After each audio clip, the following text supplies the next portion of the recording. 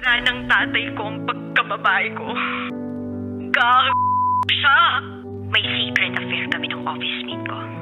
Hindi ko matigilan kasi sobrang galing niya sa... Rocky's Secret Files. Secret Files. It's the kind of bleep you never knew existed. Kunwari inosente, pero boy naman pala. Rocky's Secret Files. Secret Files.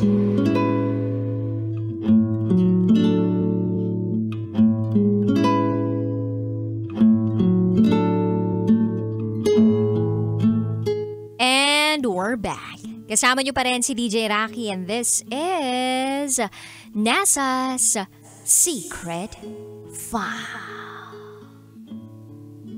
Si Nessa na lumaki sa mahirap na pamilya, nakatagpo at nakaswerte ng mga among mabubuti.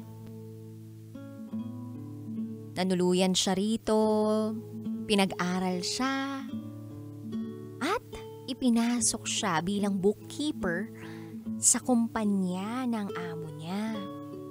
Pero ngayon, may pinagdaraanan siyang gumugulo sa isip niya. Dapat niya bang sabihin yung sikreto niya sa kanyang mga amo? Na meron siyang manliligaw? Pakiramdam niya kasi na kapag sinabi niya o kaya nakipag-jowa siya, madisappoint yung mga amo niya. Marami pa siyang pangarap sa buhay. Marami siyang pangarap para sa pamilya niya, para sa mga kapatid niya. So ano bang dapat piliin niya? Yung career na meron siya? O ang pag-ibig? Pakinggan natin ngayon ang mga kabisyo nating nag-share ng kanilang mga thoughts, comments, suggestions, and violent reactions. Ito po ang sabi ng ating kabisyo na si Kel Danao.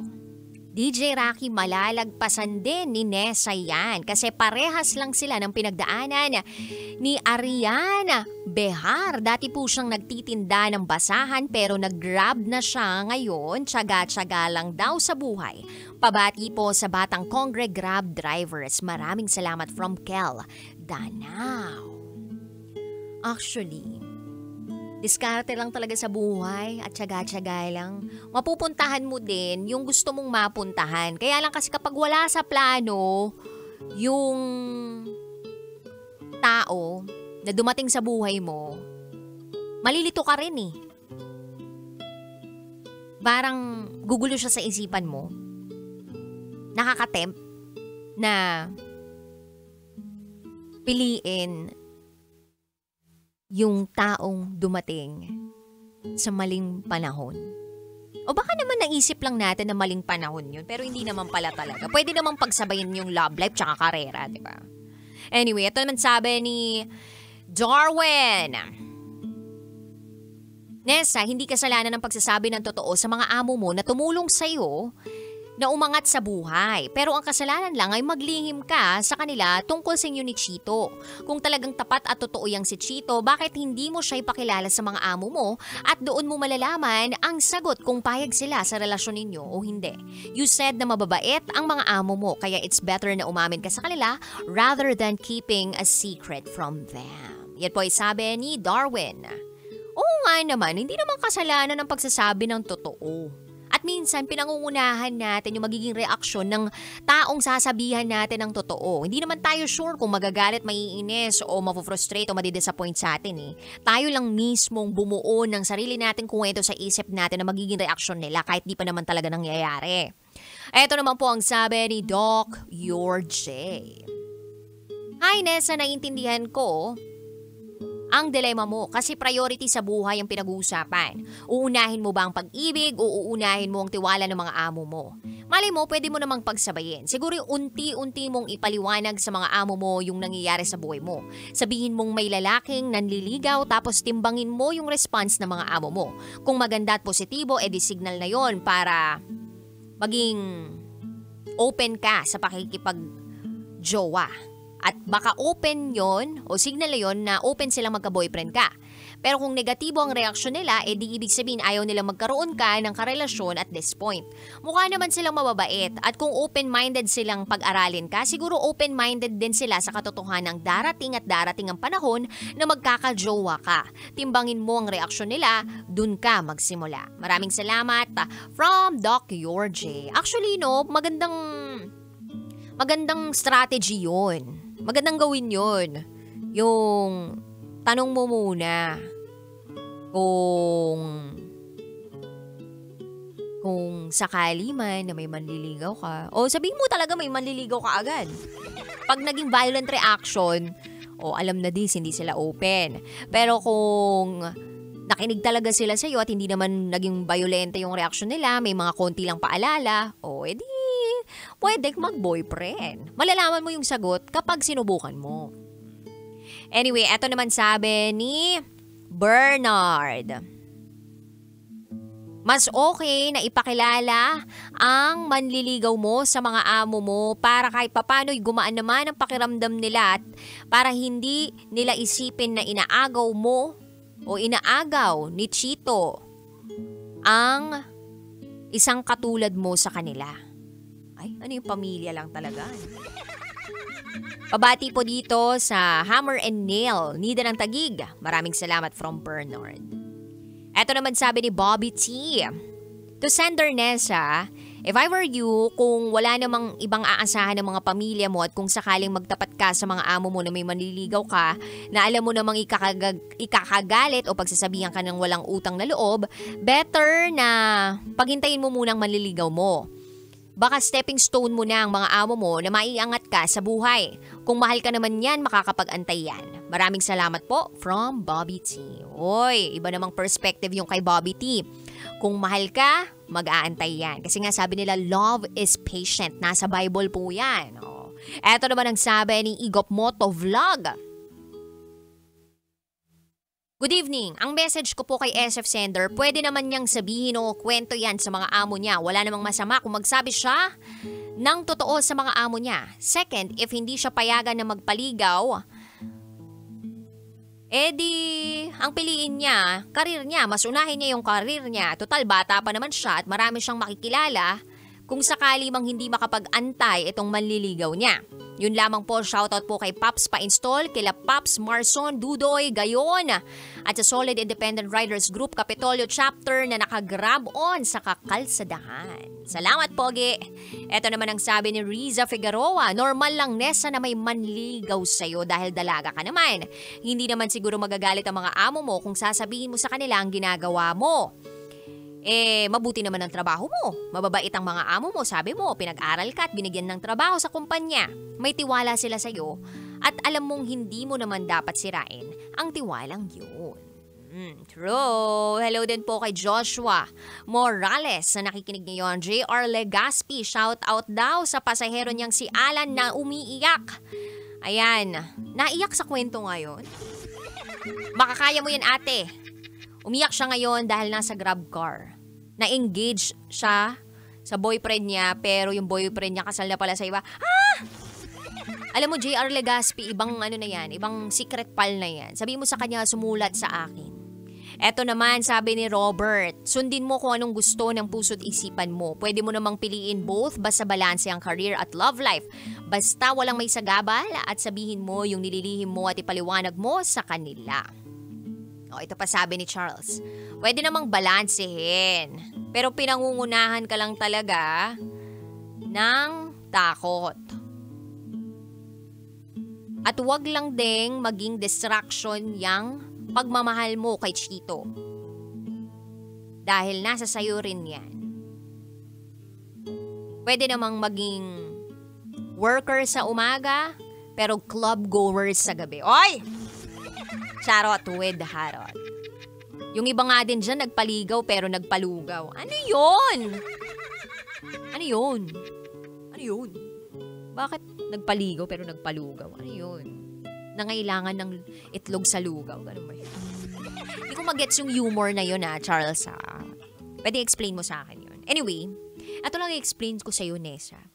Pakiramdam ko bata ka pa. At naniniwala akong marami ka pang pangarap sa buhay. Ang dami mong priorities sa buhay. At hindi ko masisisi kung ganun yung upbringing mo. At the same time, yung outlook mo sa buhay. Dala kasi rin yan ng experiences in the past. Plus yung pangangailangan ng pamilya. Alam nga namang ikaw umaangat ka tapos yung pamilya mo parang nasa laylayan. Siyempre, sa pag-angat mo, gusto mo sama-sama kayong umaangat. At naiintindihan ko yung pakiramdam na ganun. Na gusto mo, lahat kayo umaangat. At pasalamat ka talaga maigi sa mga amo mo. Dahil sila ang naging daan para madiskubre mo palalo yung talentong meron ka. O yung skills na meron ka. Binigyan ka nila ng oportunidad para magkaroon ka ng magandang trabaho. Alam mo, kahit gaano pa ka-talented o kahit gaano pa ka-skillful ang isang tao, kapag walang oportunidad na lumapit sa kanila o nagbukas sa kanila, baliwala din yung talent and skill. Kaya nga ako naniniwala ako na pag may oportunidad para ikaw ay lumago, para ikaw ay mag-grow, mag-develop, kumita ng pera, kunin mo agad yun. Kasi hindi nga lahat nabibigyan ng oportunidad. Pero syempre, ubang usapan kung ang pinag-uusapan natin ay oportunidad sa pagmamahal o sa pag-ibig. Kasi again, dito papasok yung priorities mo sa buhay. Ano bang gusto mong mangyari muna sa buhay mo as of the moment? Gusto mo ba talaga lumandi na lumandi? Ha? Ikaw na rin mismo nagsabi dun sa secret file mo na baka mamaya kapag naging kayo dito ni Chito, baka mapunta ka sa lugar na kung saan hindi ka pa handa. O, diba? At least open ka sa ganung klaseng idea and kilala mo sarili mo. Pero kung matindi ang self-control mo at hindi mo naman ibibigay lahat-lahat dun sa jujowain mo, malagay ko pwede naman yun kasi makakalibre ka ng dinner dun eh. Alam mo yun, may extra hand ka. Pwede kasi natin gamitin yung partner natin as an inspiration but not as a distraction. Yun lang yung masama dun. Kapag yung naging partner o yung manliligaw o yung jowa, yung taong mahal, biglang naging distraction sa buhay, mapapasama ka talaga dun. Papangit yung record mo. I mean, maliligaw ka ng landas. Pero katulad nga nung sabi nung ibang nag-comment sa ating secret file, pinagkakatiwalaan ka ng amo mo. Mababait sila sa'yo. So ano ang pumipigil sa'yo para sabihin sa kanila yung totoo? Okay, himay-himayin natin. Takot na baka ma-disappoint sila. Ayan tayo eh. Pinangungunahan natin yung mararamdaman ng taong pagsasabihan natin ng katotohanan. Hindi pa nga natin nakikita, nasaktan na tayo sa puso't isipan natin dahil sa kinreate nating narrative na hindi nila matatanggap yung sasabihin natin katotohanan.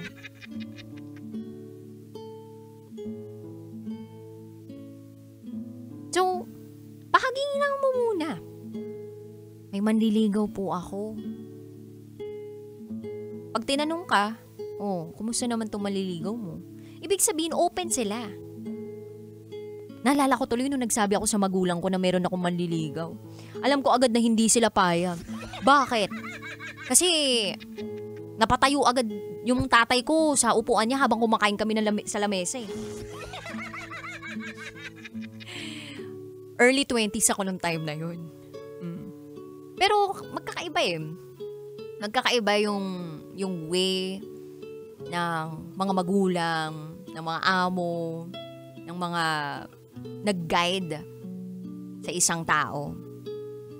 Pero pakiramdam ko, sa pamamagitan ng pagsasabi ng totoo, na hindi pa naman lahat ibibigay mo, no? Na mahal ko na po siya, hindi mo pa naman sabihin na ganun, diba? Magkakaroon ka ng idea kung ano yung susunod mong hakbang.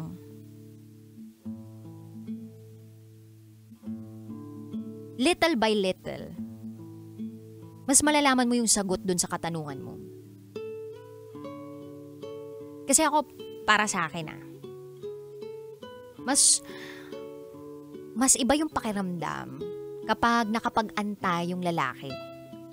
Oy! Kasi good things come to those who wait.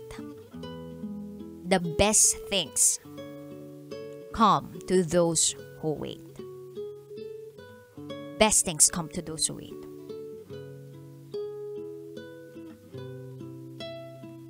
Alam mo yung tinatawag na delayed gratitude?